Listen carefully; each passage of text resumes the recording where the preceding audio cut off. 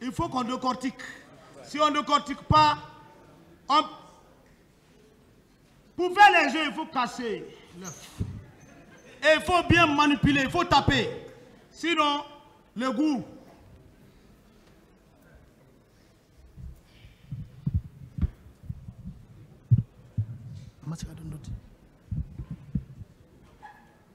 Dadis ne voulait pas, le président Dadis ne voulait pas que je quitte monsieur le président.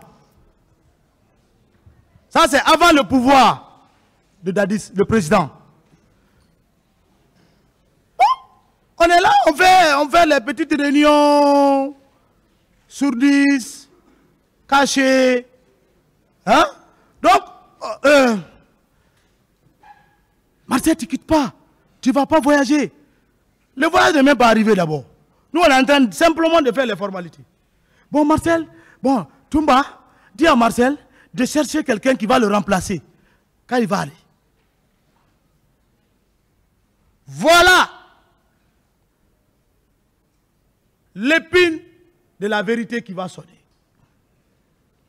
Ici, ce qui m'a encore plus choqué, le président Dadis dit qu'il ne connaît pas C.C. Raphaël là-bas.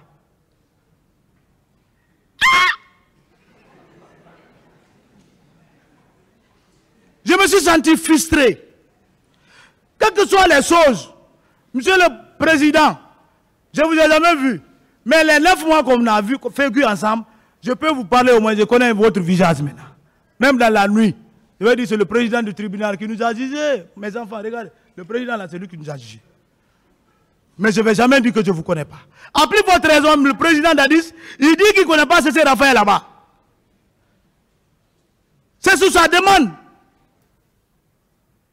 Pour ne pas, parce que je dois aller à l'Union soviétique, avant même la mort du général Lansana Conté, il dit de chercher quelqu'un. J'ai dit à Toumba, j'ai dit, mais comme je suis au Kalfaya, il y a un jeune là, qu'on appelle C.C. Raphaël là-bas, qui est de Lathéry. Il dit, oui. J'ai dit, tu le connais? Il dit, oui, c'est un promotionnaire. Et puis, on a fait la commune de base ensemble. Après, eux, on les a laissés, nous, on est rentrés dans le rangère. J'ai dit, mais le jeune là, est-ce que lui ne peut pas me remplacer? Tout moi-même, lui aussi ne veut même pas que je parte. Mais cela ne nous a pas empêché d'aller trouver notre ami C.C. pour lui dire, nous avons besoin de lui, nous avons expliqué. Il a accepté, on est parti devant le président, dans le même lieu. On lui a présenté. Il était fier, il était content. Oh, vous savez, un militaire, c'est un stratège. Il dit, ah, 1 plus 1, ça fait 2. Donc, ça fait 2 forces encore. Donc, il ne veut plus lâcher Marseille, il ne veut plus lâcher C.C. Donc, c'est dans ça, monsieur le président, que le président Dadis cesse de dire qu'il ne connaît pas C.C. Il connaît bel et bien C.C. Raphaël. Ça, c'est une vérité.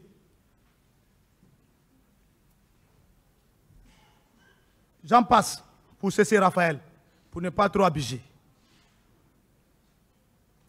Jour du décès du président général Lansana Conté, paix à son âme, que Dieu lui accorde le paradis.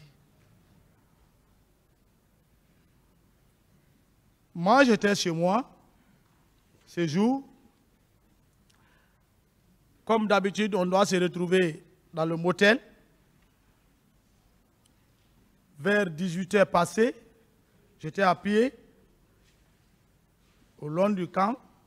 Je partais vers le commandant Toumba pour qu'on puisse rejoindre le président Dadis, parce que lui et Keleti Faro, c'est là-bas ils font les réjouissances, comme il est dit. C'était un bon coin. Par la stratégie, nous venons là-bas un à un. Alors, c'est au cours, sur le grand terrain devant Bata, j'ai vu le nommé Kareka. Il fut d'abord premier chauffeur il conduisait le colonel Pivi. Pendant le pouvoir, il a été premier chauffeur du président Moussa Dadis Camara. Sankara était le deuxième. Donc,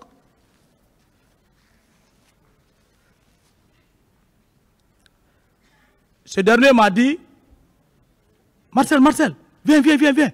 Il dit, à quoi? Il dit, viens. Il dit, le gros baobab est tombé. C'est comme ça, le français là qui m'a dit. J'ai dit, quel gros baobab? Il dit, il t'enfant. Il dit, qui? Il dit, mais là-bas en ville. Directement, j'ai compris que le journal Lansana Conté a rendu l'âme. J'ai gardé le sang-froid. C'est ce que nous, on attendait. On n'était pas prêt pour qu'il meure, mais le plan était que on ne fait pas de coup d'État, mais quand le président Lansana Conté va quitter, il faut profiter. Par la stratégie. C'est cette stratégie qui était mise en place. Le président Dadis même en sait, et tous les autres là en sait. J'ai continué, je suis parti vers le commandant Toumba, on est parti le voir dans le motel. On était un peu nombreux, les autres qui venaient maintenant. J'ai dit à Toumba, tu es au courant de l'action du général Lansana Conté. Il dit, oui, je suis au courant. Il me dit, bon, attends, j'ai des petits qui sont à la présidence, je vais appeler, ils vont nous confirmer. Parce que ici, on peut dire qu'un chef d'État est décédé. Et c'est vrai. Si vous vous mettez maintenant à sortir les griffes, et si on vous arrête, il faut se rassurer. C'est ça la stratégie militaire. Le militaire est différent des civils. Le militaire, c'est un intelligent dans l'intelligence.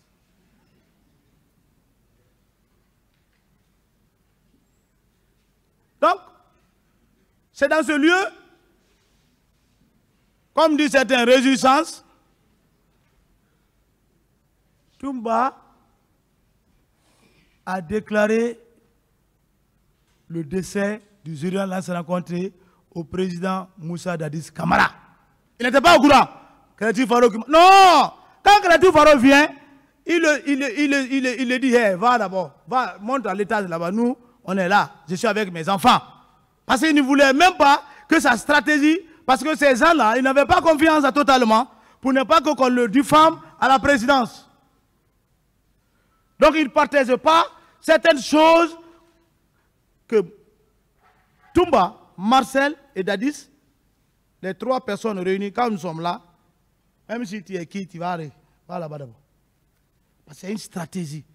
Tu vas expliquer ça devant un buveur, ta stratégie. Il est assis dans le bar, il vous dévoile. On va venir vous ramasser, on dirait des poulets mouillés. Il n'était pas au courant. C'est une contre-vérité. Il faut que ce soit clair.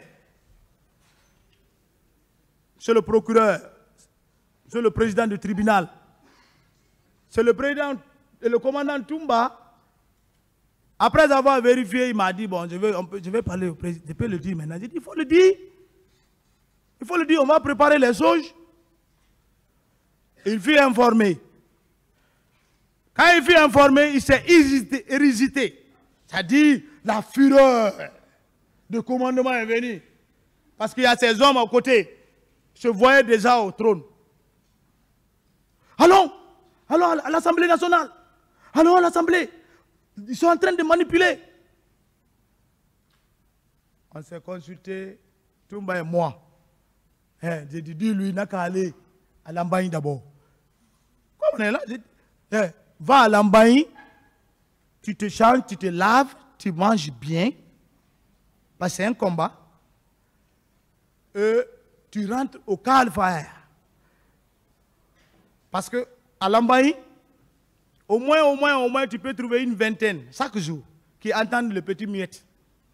Donc quand il va, quand il se change, ces hommes-là vont le suivre au camp. Et c'est une force.